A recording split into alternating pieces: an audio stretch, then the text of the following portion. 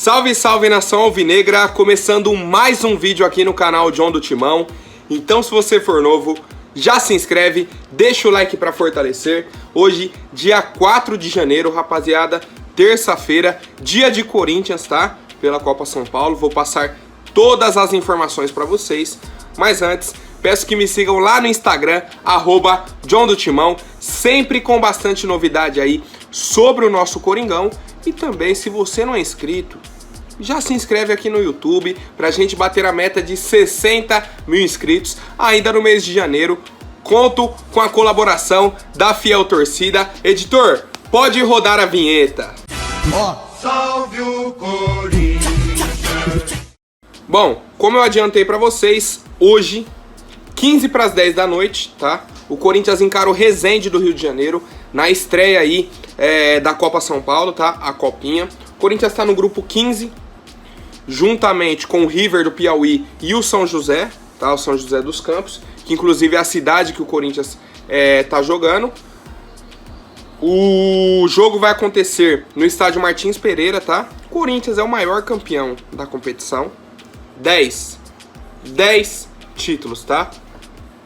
Segundo e terceiro colocado estão com 5, que é o Fluminense e o Inter. Então assim, rapaziada, Corinthians entra como um dos favoritos sempre para essa competição, tá? Sempre entra como favorito. E vamos ver como que é essa estreia, tá? Nesse século o Corinthians está invicto em estreias na Copa São Paulo, então a expectativa é de uma vitória já para tranquilizar a nossa equipe e dar sequência aí pro campeonato, pra Copinha, que a gente sabe que são muitos jogos na sequência, tá? Tem vezes joga um dia, descansa no outro, já joga no outro, tá? Joga dia sim, dia não. Então, uma boa sorte aí para os meninos do Corinthians, que a gente consiga o 11º título da Copa São Paulo. E complementando aí essa informação da Copinha, teremos a presença do Rodrigo Varanda, tá? O atacante do Corinthians aí, que chegou a ter oportunidades na equipe principal, teve problemas de comportamento, foi vendido para o Red Bull Bragantino, deu algum problema lá, ele retornou para o Corinthians, foi emprestado para o São Bernardo, e aí retornaria para o Corinthians, para o Paulistão.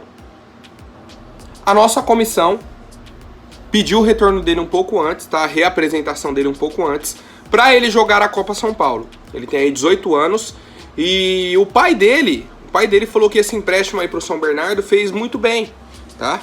Falou que ele baixou um pouco a bola, tá? Tá mais tranquilo, mais focado no trabalho dele. Viu que não é mil maravilhas, que ele não é o melhor jogador do mundo, que ele tem que correr, que ele tem que trabalhar, tá? E eu tô... como que eu posso dizer? Tô com a expectativa boa do Rodrigo Varanda. Quero ver como que ele vai atuar aí nessa Copa São Paulo. Se ele tiver um destaque, possa ser que ele tenha alguma oportunidade na equipe principal ainda em 2022. Mas quero saber aí a expectativa de vocês sobre a estreia do Corinthians na Copinha e também o desempenho do Rodrigo Varanda. Bom, nosso atacante Roger Guedes, cara, infelizmente fez uma publicação nas redes sociais dele, dizendo que foi vítima de um assalto, tá? Na casa dele aqui. A parte boa, se é que tem parte boa, é que a família não estava em casa. O Roger, junto com a esposa, os filhos, estão nos Estados Unidos, viajando de férias. E assaltaram a casa dele aqui em São Paulo, tá? Assaltaram a casa dele aqui em São Paulo.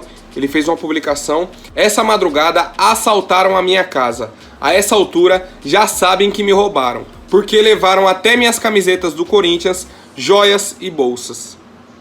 Rapaziada, então um acervo aí de camisetas, joias, bolsas, não sei o valor que foi roubado e tudo mais, não tenho mais informações sobre isso, mas é uma situação muito triste, né? Situação muito triste, que não está ao nosso alcance, não tem o que a gente possa fazer aqui, mas tomara, ainda bem, né? Ainda bem, foram só coisas materiais, né? Como eu falei, a família não estava em casa, não teve violência com a família dele e tudo mais. Então, coisas materiais, a gente cai pra luta pra recuperar, né, rapaziada? Comentem aí a opinião de vocês.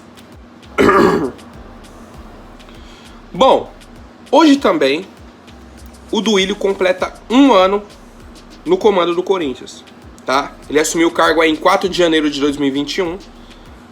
E eu vou tentar fazer um paralelo com as promessas dele e o que foi cumprido até agora. tá? A primeira parte era a questão financeira, que ele contratou a KPMG, tá? A empresa que tá auxiliando a gente na renegociação das dívidas, do dinheiro que entra no caixa, para onde que vai o dinheiro, para onde que a gente segura e tudo mais. Então contratou uma assessoria especializada, uma das melhores gestões do Brasil e do mundo, né? Então o Corinthians acertou nesse ponto na disciplina financeira. Outra empresa foi uma de compliance, tá? Que significa conformidade, também para ajudar nessa governança aí dos recursos, tá? Também aqui, ó, colocaram investir permanentemente para proteger e impulsionar nosso clube. Então essas duas empresas trabalham em conjunto para fortalecer o clube economicamente. Uma coisa que o Duílio prometeu e cumpriu parcialmente, não cumpriu totalmente, foi a divulgação dos balancetes financeiros. Falou que todo mês ia ter. Não, todo mês vai ter. Aí passou um tempo, ele tava divulgando, sempre atrasado, né? Sempre atrasado. E aí começou a divulgar só trimestralmente. Quando a gente ia ver as contas, eram de 3 meses atrás. Tá? Então nesse ponto, ele prometeu uma coisa e cumpriu outra. Tá? Não cumpriu a questão de divulgar o balancete todos os meses, tá? Segundo pessoas de dentro do clube, eles estão fazendo um portal de transparência para o torcedor e tudo mais, mas vamos aguardar. Em questão de títulos da temporada dos clubes, o time masculino não conseguiu brigar por títulos, tá? Mas com a chegada desses reforços, cria-se uma expectativa muito boa, muito boa. Já o time feminino, que ele prometeu que ficaria no topo, 3 títulos, tríplice coroa, Paulista, Brasileirão e Libertadores.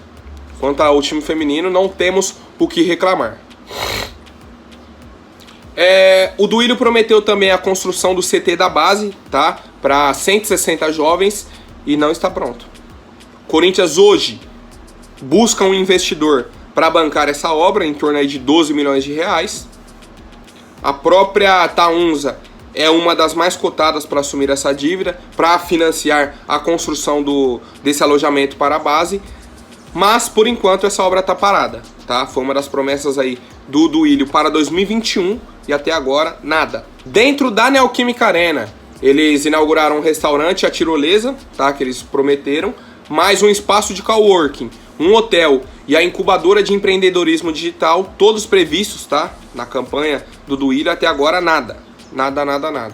Então, é mais uma promessa que ele cumpriu parcialmente, não cumpriu totalmente. Ele prometeu triplicar o número de sócios torcedores, mas ainda não alcançamos, tá? Hoje, atualmente, estamos com mais ou menos 80 mil, tá? Quase 80 mil membros.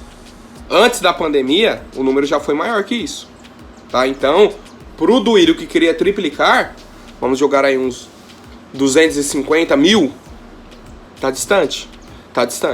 Segundo o próprio Duílio, a ideia deles é reformularem o programa do Fiel Torcedor, se aproximar mais ao público, tá? Outra promessa dele e tudo mais, e até agora, nada. O José Colagrossi também prometeu um aplicativo, vai chamar One Corinthians. Segundo ele, tudo que você precisar do Corinthians vai ter nesse aplicativo, tá? Mas até agora também não vimos nada desse aplicativo.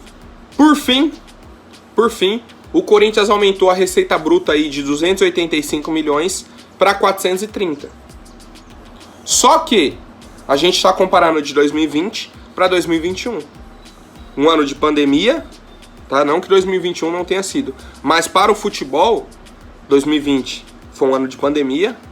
A gente teve aquela pausa enorme, jogos sem torcida e tudo mais. Já em 2021, tivemos o retorno das torcidas no fim do ano, tá? Tivemos os campeonatos rodando, todos. Então, a comparação de 285 para 430 não é justa, vamos colocar assim, não é justa. Até porque em 2019, quando estava rodando tudo normal, o Corinthians arrecadou em torno de 560 milhões de reais. Então o Duílio arrecadando 430 ainda está longe, tá? Ainda está longe. Ele aumentou, mas não chegou no ideal. E por fim, ele havia prometido aí criar um braço específico do marketing do departamento comercial para buscar investidores para as demais modalidades do clube, tá? Para o basquete do Corinthians, para a natação, para tudo, para o futsal, E até agora não tivemos resposta sobre isso. A gente não sabe se foi criado esse departamento, como que tá. Até agora não vimos praticamente nada nesse sentido. E aí, quero saber a avaliação de vocês sobre esse 1 ano de trabalho do Duílio à frente do Corinthians. Ó, trouxe muitos assuntos aqui pra gente debater, tá? Questão financeira, contratações, construção de CT de base, um monte de coisa. Pra mim, o primeiro ano da gestão do Duílio foi positivo, tá? Foi positivo, mas existem alguns pontos de melhora que pra mim são cruciais, que ele prometeu, tá? Principalmente a questão da transparência. Principalmente essa parte. Mas quero saber a opinião da fiel torcida. Comentem aí, família. Bom, o Corinthians aí vem buscando a renovação de contrato com o zagueiro Gil, tá? Ela já está encaminhada. O contrato dele termina no fim de 2022, tá? No fim do ano agora, 31 de dezembro. E a proposta do Corinthians é uma renovação por mais 2 anos. Só a título de conhecimento, atualmente, o Gil tem 34 anos. Tá? 34. Então, vamos colocar aí, no ano de 2022, ele faz 35. Corinthians dando 2 anos de contrato para ele, até o fim de 2024. Ele vai jogar a temporada de 2023 com 36. E a de 2024 com 37. Até que ponto, hoje, o Gil merece um contrato de 2 anos? Ainda mais com o salário que ele ganha. Essa é a minha dúvida, tá? Essa é a minha dúvida de um clube que está tentando se reestruturar financeiramente. Até que ponto um planejamento inclui a renovação de um zagueiro, que é caro, para jogar até 37 anos? É a minha principal dúvida, rapaziada. Não questiona a qualidade do Gil. Começou a temporada do ano passado muito mal. Oscilou bastante durante o ano, tá? Oscilou. Na reta final ele evoluiu, tanto que a gente parou de pegar no pé do Gil, evoluiu bastante. Mas assim, eu não vejo esse merecimento todo de 2 anos.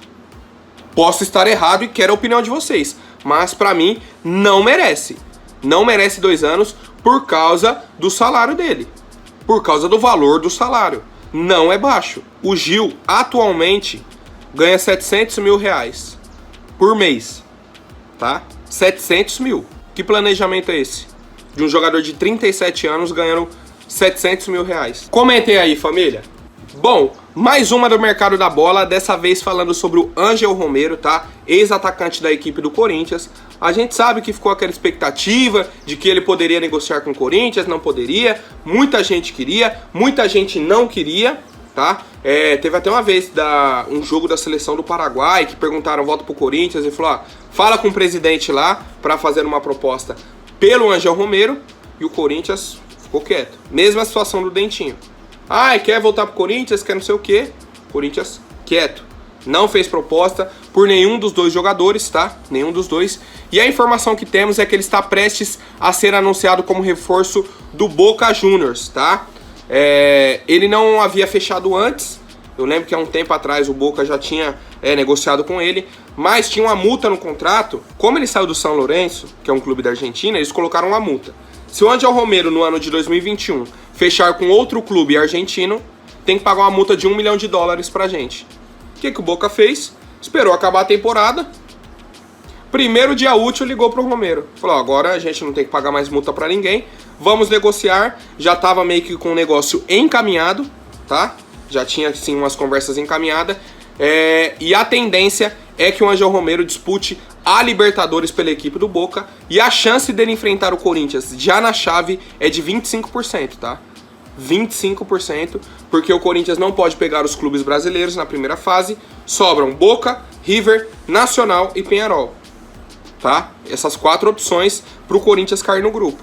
Então, a chance do Corinthians enfrentar o Ângel Romero na primeira fase da Libertadores é de 25%, uma chance altíssima, altíssima. Uma chance em 4, tá? Então, eu, particularmente, não gostaria de ter o Romero no nosso time, tá? Porque é um jogador que quer um salário alto.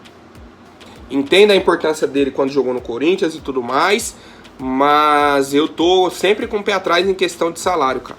Podem ver todos os jogadores que eu falo. Questão de salário, lá embaixo. Lá embaixo. Não dá pra ficar pagando salário alto para jogador que não corresponde àquilo, tá? Não que o cara não mereça, mas pra mim tem jogador que não vale o que ganha. Hoje, por exemplo, o Jô no Corinthians não vale o que ganha. O Gil no Corinthians não vale o que ganha, tá? É a minha opinião. Quero saber a de vocês, família. Bom, agora rapidinho antes da última notícia, vou pedir para quem não for inscrito, se inscreva aí embaixo e já deixem o like para fortalecer. Bom, a informação mais atualizada sobre a situação aí do Diego Costa é do site Goal, tá? E eles passaram o seguinte: Diego Costa não permanece no Atlético Mineiro em 2022, independentemente do treinador que chegar, tá? O Atlético, por sua vez, já procura um nome de reposição, tá? Já procura um outro centroavante aí no mercado. Qual que é o maior problema do Diego Costa nesse momento? A multa rescisória dele. Ele tem contrato até o fim de 2022, o Galo quer 16 milhões de reais, tá? O Diego Costa colocou como prioridade jogar no exterior, tá? Ele quer sair do Brasil. A prioridade. Mas caso o Corinthians consiga um acordo, é uma ótima opção para ele, tá? Ele colocou isso. A gente não sabe quais são esses times aí interessados no Diego Costa, os clubes de fora do Brasil, principalmente da Europa, né? É o que eu imagino. Só que o Galo já colocou um empecilho pro Corinthians. Se o jogador for sair pro Corinthians, a multa tem que ser à vista, 16 milhões de reais. Caso ele saia para a Europa, aí eles aceitam parcelar a multa. E aí, pra mim, o Galo tá certo. O Corinthians é um rival direto. Vai disputar as mesmas competições. Você vai liberar um atacante assim, ó, pros caras? Um atacante que vai chegar e vai ser titular?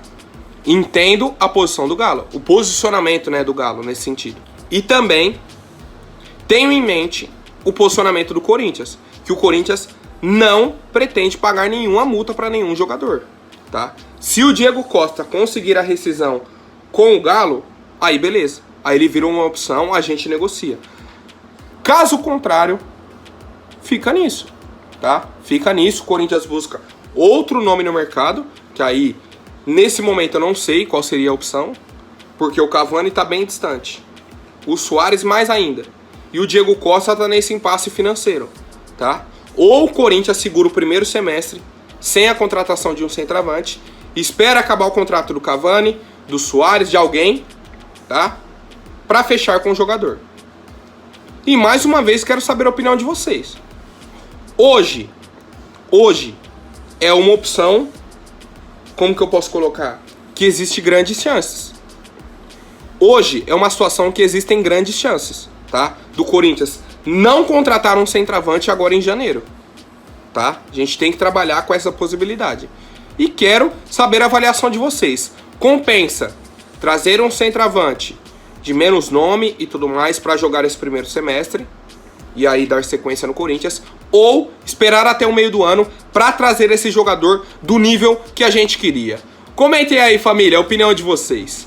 Por hoje é isso. Lembrando que postei uma foto com 2 ex-jogadores do Corinthians lá no meu Instagram. Então, dê uma moral lá pro John. Tamo junto, família. Até mais. Um forte abraço e vai, Corinthians!